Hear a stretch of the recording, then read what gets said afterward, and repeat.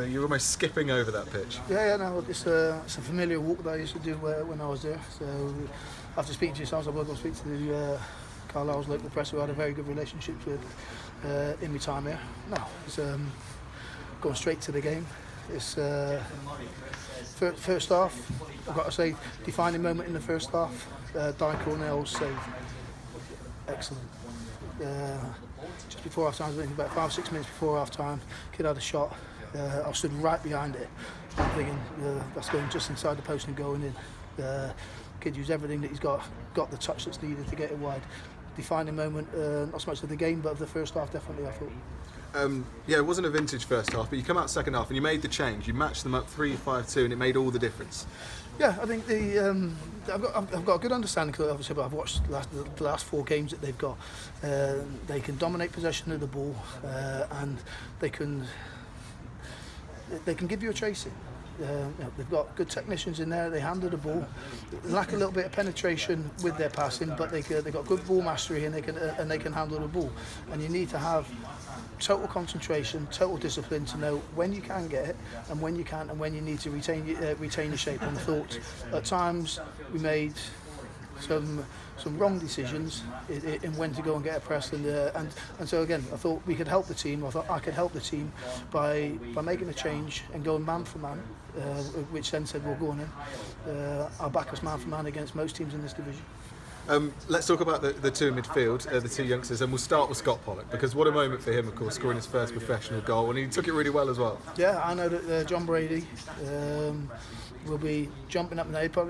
He'll be running around the block at the minute, because I spoke to John yesterday and told him I was playing Sean McWilliams and Scotty Pollock, and he was made up, again, not for himself, not for the department, but for the lads, because he's got a good understanding of their work ethic, their ability, and also their personalities, and the journey that we all think that the two young lads can go on. So I know that it'll be made up, because again, it's the opportunity for him to relish in the hard work that got put into the two young lads, and see it flourishing in the first team. And it was a gamble from yourself to leave Chris Lyons on the bench and play with the two youngsters in midfield. Obviously a really important area in the pitch, but it paid off. I get paid the big bucks to make the decisions, and when they go right, I put all the praise on the players that have made it work right. But then likewise, then I'm big enough to, when things don't work, I'll take the blame and take the responsibility. But what I won't do is shy away from making decisions that I think are the right ones. And satisfying to get that second one as well, because we've seen you under pressure in some games that you've been leading, and you haven't really had that outball, but to get them on the break and get that second, it shows a different side to your game. Yeah, I thought the substitutes today had an impact. But Andy Williams' first half, excellent. His work ethic, excellent. When he combined with the two up front, and then Verdane, when he came on as well, him and Harry Smith causing problems, created the second goal for Sam Hoskins by keeping the ball alive up there, both operating on the same side of the pitch. And so again, it's you can talk about missing Alan McCormack, missing Joe Martin, Ryan. We still got integral players for the squad missing and sidelined, but we're still competitive, and that's what I've said. We've got to bring that competitive edge. It was a challenge today for the players, because the preparation was slightly different to what a lot of teams might have done. I made the decision not to come overnight. The players left at 7:30 this morning. We travelled up, had a rest in the afternoon, and then it was all about the mental preparation, right from the pre-match meal right into the after pre-match video session that we give the players, and it's all geared to the mental approach of what's going to be needed today. The half-time team talk was very simple. They want to play football. We need to win the game, and we found a way to do that.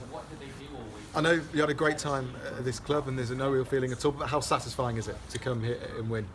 Yeah, I've got a lot of respect for the people that brought me to the football club, which was Andrew Jenkins, Steve Patterson, John Nixon, people who they brought in, Nigel Gibbons. A very good working relationship with those people, but the club has changed. There's a different feel to the football club from when I was in. I know it's going to be slightly different because I'm coming as an opposing manager, but there is a different feel to the football club. pleasing to come back and win. The players knew as well. It's important to me. I invested a lot of time at this football club. And enjoyed the journey that we managed to get them on. But I'm at a football club now that again I think I can go on a journey with. And we're in the. And again, I know people might have picked up and said, well, a building season. How can this be a building season? It is. We've got the likes of Sean McWilliams, Scotty Pollock coming in. We've got 14, 15 new players that have come in. We're trying to create a DNA that says, we're going to be difficult to beat and we want to score goals and we want to go on a journey, whether that's home or away. And again, I think the support that we had today, travelling fans, they're going to have to take 2 days off work. But I think you get nearly 170, 180 fans following you. Excellent, and the least we can do is turn up. And I think today we turned up. Yeah, absolutely. Here on that. Just finally, then Cambridge could round off a really big week for you. Yeah, definitely. The best thing is we had the discussions. I've learned a lot about myself and a lot about my role as a manager, head coach, manager, however you want to call it, but the relationship that I've got with the players. I think, given it 6-7 years ago when I was in management, after the defeat at Scunthorpe, I'd have lost a few friends in that changing room because of how I would have conducted myself. But I think I managed to temper it, but deliver the honest message that needed to be delivered, and left me still with an open door to go into the changing room on the Monday. Yeah, players were nervous because they didn't know, couldn't they? Some of the players who I've worked with before, they would have seen what I can be like after a disappointing performance. But the door was still open, and again, fantastic, honest meetings that we had, whereby they knew I was going to tell them exactly what I thought. And they accepted it, and they came back with bits and pieces themselves of their disappointment because they don't want to lose.